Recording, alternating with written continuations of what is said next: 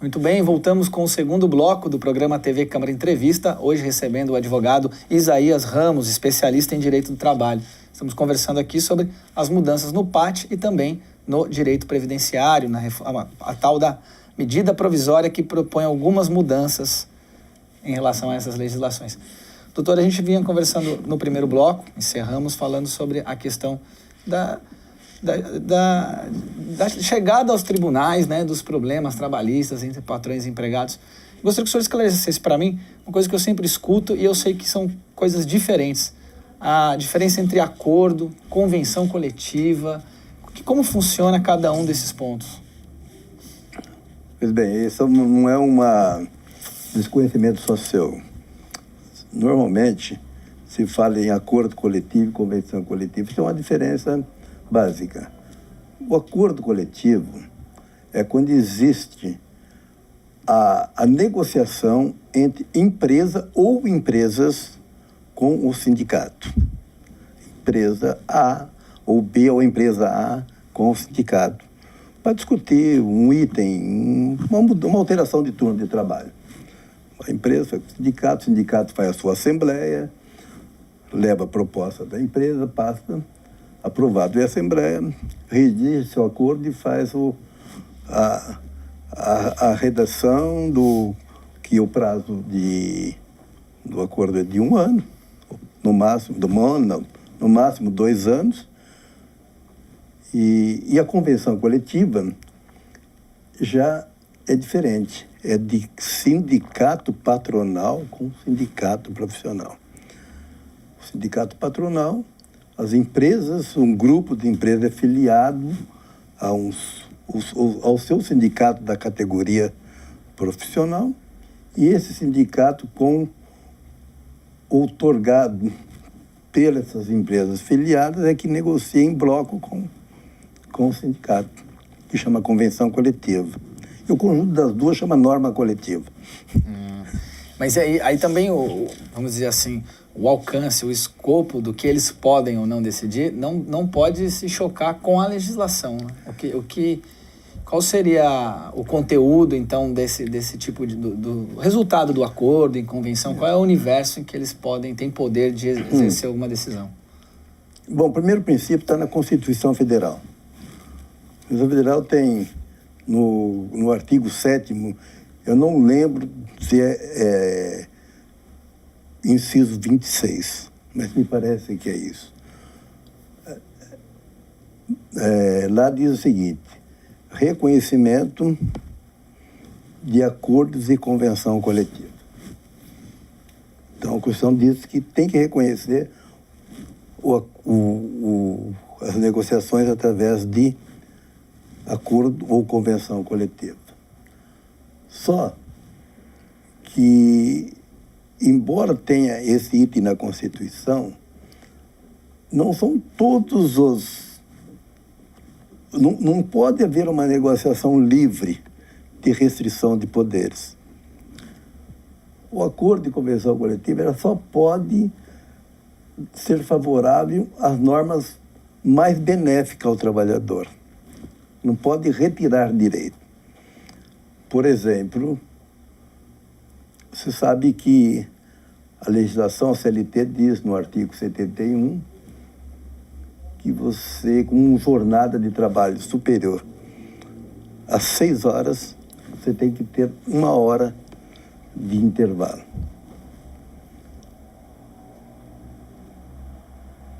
Supomos que os empregados implorem, falem, olha, ao invés de eu sair às 18 horas, ou 17, eu quero reduzir meu almoço em 30 minutos, porque eu almoço rápido, o meu serviço é leve, eu quero sair meia hora mais cedo, no final da jornada.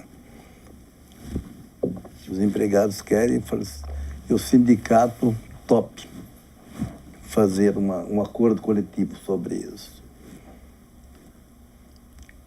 É dinheiro em caixa para o empregado quando ele for reclamar na justiça.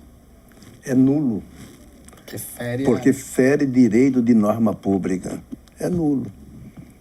Então, Aí que se discute depois a flexibilização das leis trabalhistas. Da lei trabalhista, e a única maneira de flexibilizar hoje a medida é através de negociação coletiva. E o sindicato de classe realmente fica muito resistente a isso.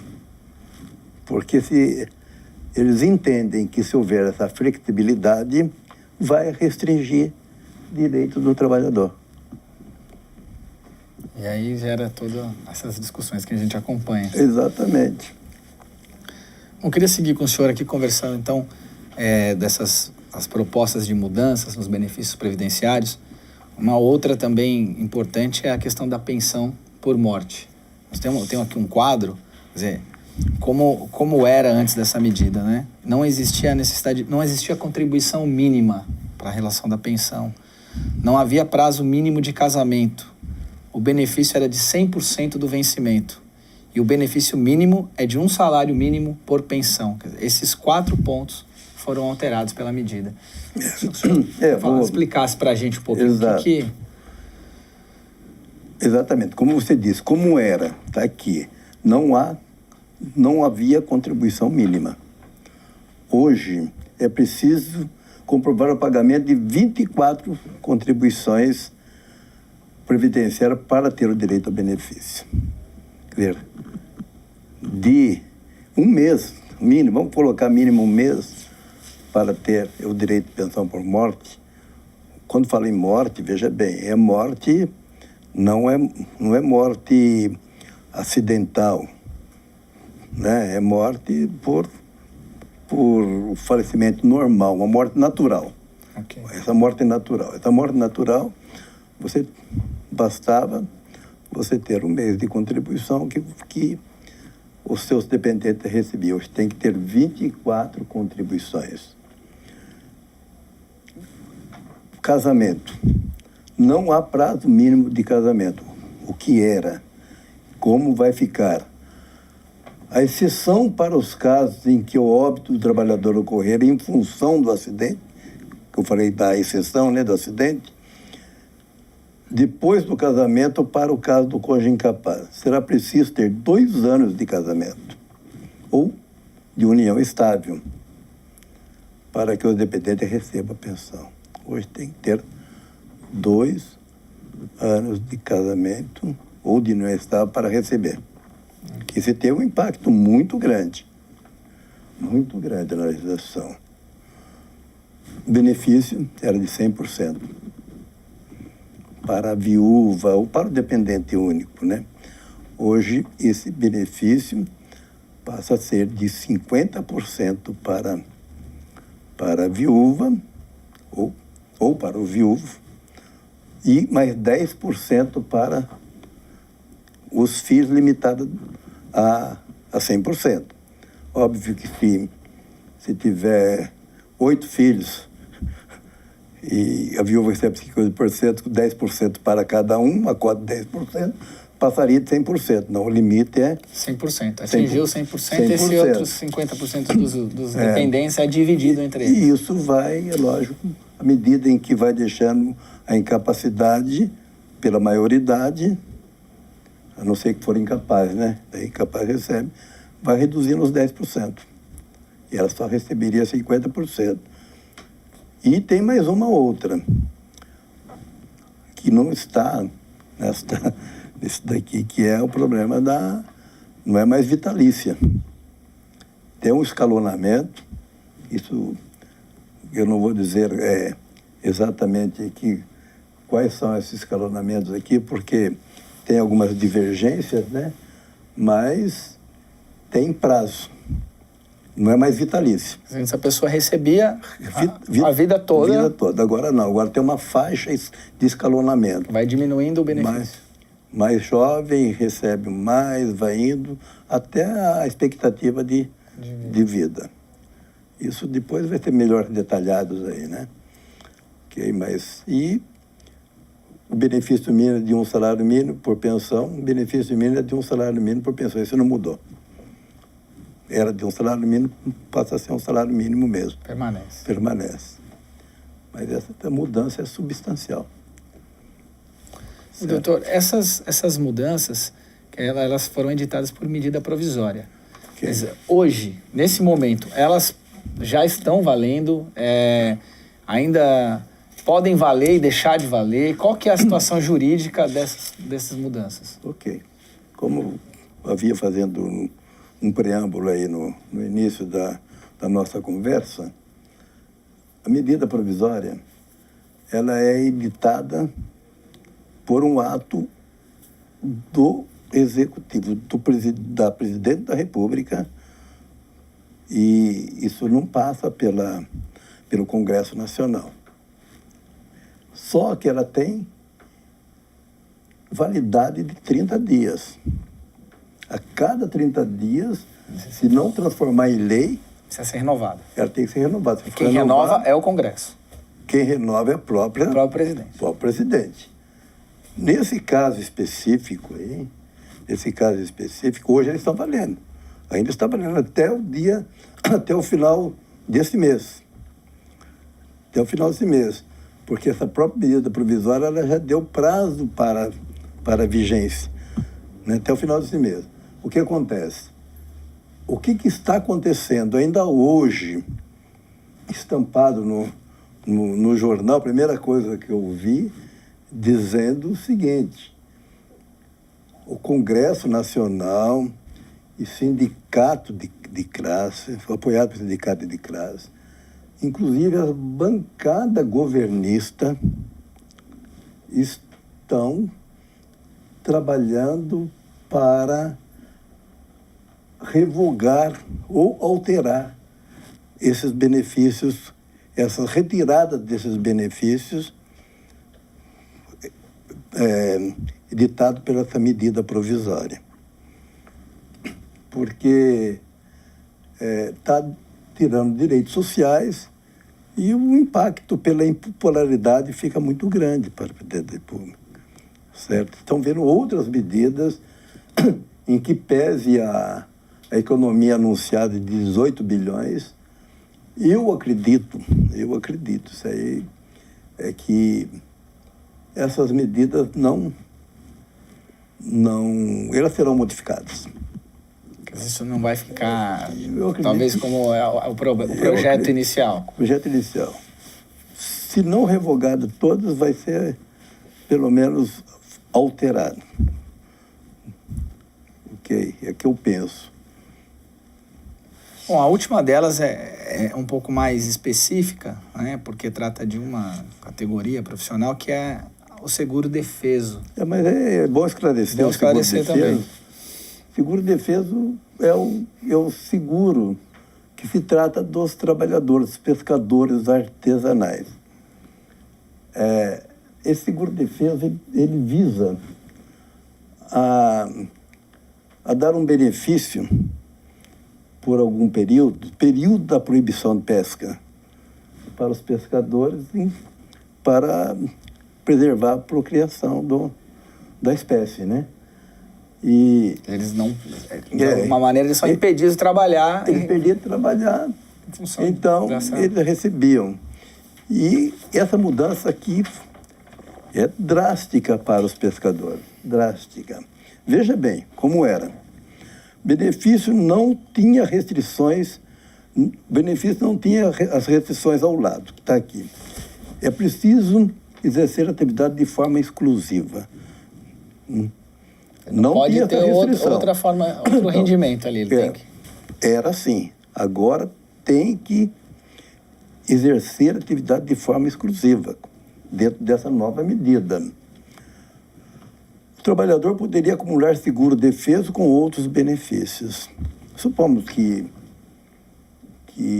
ele recebesse uma pensão pela morte da mulher dele. Ele fosse um viúvo. Estou dando um exemplo. São vários benefícios que vem na cabeça isso daí.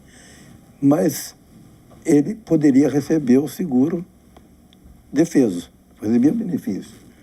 Agora o trabalhador terá que escolher qual dos benefícios quer receber. Supomos que ele recebesse R$1.000 da pensão, de uma outra pensão, e o seguro-defesa fosse um salário mínimo. Não seria, dentro dessa regra, não seria melhor ele continuar recebendo o que ele vinha recebendo, os R$1.000. Olha, o trabalhador terá que cumprir uma carência de 3 anos a partir do registro do pescador para solicitar o benefício. Ok? É lógico que isso daqui é para o que vai iniciar agora, né? Tá, os que já... O que já aí não muda. Já deve ter os 3 anos, né? E a outra, ele terá que comprovar que vendeu sua produção por pelo menos 12 meses. Que ele pescou e vendeu essa produção por 12 meses. Vivia do exercício dessa profissão, que ele estava pescando, regularmente vendendo sua produção. Eu acredito que para essa classe, né, específica, vai dar mais polêmico do que muitos outros que estão aqui. Porque aqui a mudança foi drástica. Mais... Foi muito grande. Substancial na atividade, né? Doutor, bom, esses são os principais, então, pontos. Eu queria entrar para a gente já se encaminhar para o final do programa, eu queria entrar num outro ponto com o senhor, pela sua experiência como no direito do trabalho. A gente escuta também muitas coisas e, às vezes, sem o conhecimento de causa. É importante, então, aproveitar a oportunidade que o senhor está aqui no nosso programa. Se fala muito da legislação trabalhista no país, que é uma legislação que ela sobrecarrega o empregador e que era necessária, então, uma reforma nessa legislação, uma flexibilização. Algumas categorias profissionais compreendem a flexibilização como precarização também da condição do trabalhador. O senhor acredita que a gente realmente precisa, pelo menos, sentar à mesa e fazer uma nova discussão sobre a legislação trabalhista no país? Eu não tenho dúvida. Isso já vem falando há décadas. Há décadas que essa nossa legislação ela precisa de uma reforma. A reforma trabalhista é necessária. Ela está engessada com a nossa CLT getulista de 1943. Ela está engessada. Quando foi editada, quando foi criada a CLT, ela foi feita num país ruralista e analfabeto, onde tinha a maior classe dos trabalhadores rurais. Foi para proteger realmente o trabalhador dos maus patrões, porque naquela época o desequilíbrio era muito grande. O Brasil avançou, a tecnologia avançou. Então, nós não podemos mais ficar enraigados presos naquelas leis rígidas que acarreta, onera todo mundo. Onera o trabalhador, onera a empresa, também prejudica o trabalhador, na minha opinião. Porque você tira postos de trabalho. Eu vejo que hoje o empregado, cada vez mais, é lógico, assessorado pelo sindicato, e precisa também ser assessorado pelo sindicato mesmo, porque, embora tenha avançado, ainda a negociação direta entre patrão e o empregador e empregado pode existir um desequilíbrio. Mas os empregados, cada vez querem melhor condição de trabalho, melhores salários, é óbvio, todos nós queremos. Por outro lado, o patrão quer cada vez desonerar a sua folha de pagamento. E na outra ponta tem o Estado, com a voracidade de arrecadar impostos, tributos, tal. Esses impostos, desde a cadeia produtiva até a folha de pagamento, são muito caros. São muito caros. Um empregado hoje que ganha X, se ganha R$2.000, é mentira. Ele ganha 2.000 para o patrão é no mínimo 100% a mais que acarreta em cima desse salário. É muito grande. Aí existe o problema da da necessidade, pelo menos, dessa reforma, tem que se rever todo. Se abaixar. Não adianta só reformar a CLT, tem que haver, junto com essa reforma, ao meu ver, uma reforma também tributária, uma reforma fiscal, em que todos contribuam. Você pagando, você diminuindo o impacto na folha de pagamento, você tem condições de ter mais emprego. É isso, não tem muita... Quer dizer, é um processo difícil. É um processo difícil, porque, como nós falamos aí da flexibilização através das normas coletivas, das convenções do acordo coletivo, entende o sindicato de classe, o sindicato profissional, que essas flexibilizações que já existem, projetos no Congresso Nacional para flexibilizar mesmo, né? Que retira o direito do trabalhador. Então, isso precisa ser revisto, que não se retire o direito do trabalhador, que seja flexibilizado apenas com a diminuição dos impactos dos impostos, dos tributos que recaem sobre a contratação da mão de obra. Tá certo. Doutor Isaías, muito obrigado pela sua presença. Acho que foi muito esclarecedor o programa.